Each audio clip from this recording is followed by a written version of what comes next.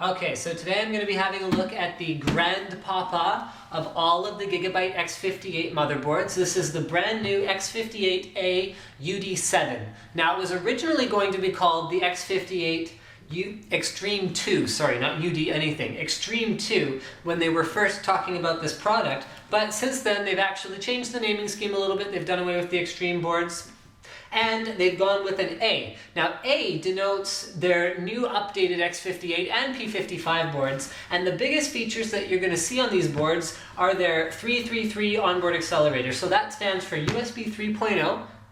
So that's a brand new USB standard that runs at 5 gigabit per second. Sorry, excuse me, megabit. Okay, there's USB power times 3. Now what that means is that your USB ports on this board are all running at 3 times the power spec that USB actually calls for. So that means that if you're running a hub, like an unpowered hub, you can actually run 3 full-powered devices off that hub using just one of these ports because of the way Gigabyte has overbuilt those ports. Very cool. And we've also got SATA 3.0, which technically isn't SATA 3.0, it's SATA at 6 gigabit per second rather than SATA 3 gigabit per second. So there's a little bit of confusion there, but you get the point. Also a 3-year warranty, it's SLI ready, Crossfire ready, it's ready for pretty much everything. So this board comes with everything except the kitchen sink. In fact, you could even argue the water cooling integrated on it could be sort of like a kitchen sink. So it comes with 3/8" barbs for water cooling. There's a whole bunch of marketing spiel in there. 24-phase power, that's another improvement they've made over the X58 Extreme, which was definitely an awesome X58 board. I actually had one I used for quite a while before I replaced it for aesthetic reasons, because although Gigabyte makes awesome boards, sometimes the look is not always what you're going for in a particular build. Okay, so let's get this board open here. It comes in like a nice white box, and then you can see that our... Okay, first we have a plastic shell. So, plastic shell comes off. Okay, plastic shell off. And then we have, you know what, let's do the accessories first. Okay, accessory box.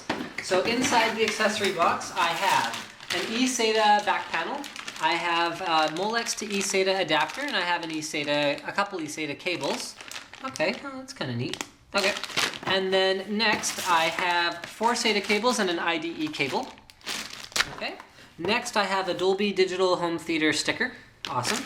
Next I have a 3-way SLI bridge, just in case you want to run 3-way SLI on this board. I/O shield.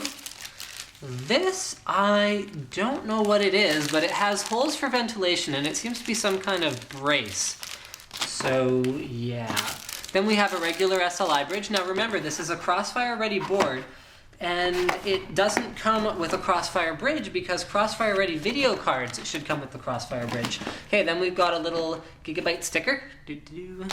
Gigabyte manual, including the driver CD. Don't use the driver CD, download the latest drivers off the manufacturer website. Multilingual installation guidebook, awesome. And then you have their Smart 6 user's manual. Okay, next thing we've got is the heatsink that goes at the, you know what, I'm not even gonna take this thing out. You basically shouldn't be using this thing. It's like totally overkill, but I guess if you're buying the Extreme board, you might as well. So it's a heat pipe cooler that actually straps onto the board right here and then mounts into a PCI slot, so you can use all of this huge fin array for cooling the chipset and the MOSFETs and the chips down here. So now let's get to the board itself. So, wow, that's a heavy board. As with all X58 boards, you have support for triple channel memory. So this particular board supports up to 24 gigs of triple channel memory. You can see all around here is all of our 24 phases of power for your LGA 1366 socket. Now this is a LOTS socket, which seems to matter these days because there was an issue with some of the Foxconn sockets a little while back. Alright, so we've got our power connectors in their usual places. 8-pin up here, 24-pin down here. Now this is where it starts to get interesting. Here on the side, we have 6 SATA 2 ports, so SATA 3 gigabit per second, and 4 SATA 6 gigabit per second, or SATA 3 ports. Now the original Extreme board was supposed to include these, but they ended up having to sub it for something else because the standard wasn't quite ready. But now here they are in all of their glory. And here we go, where's more stuff? Okay, yeah, we've got our 3 PCI Express 16X slots. You know these are the right ones because these are the ones that are spaced for Tri-SLI. Okay, so that means you still got access to a couple PCI Express 1X slots up here at the top.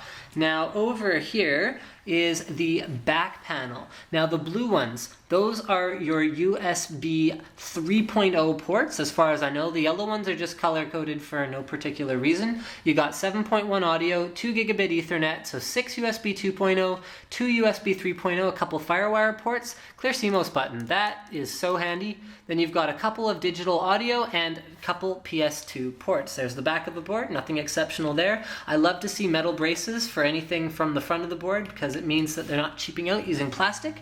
Thank you for checking out my unboxing of the X58A-UD7.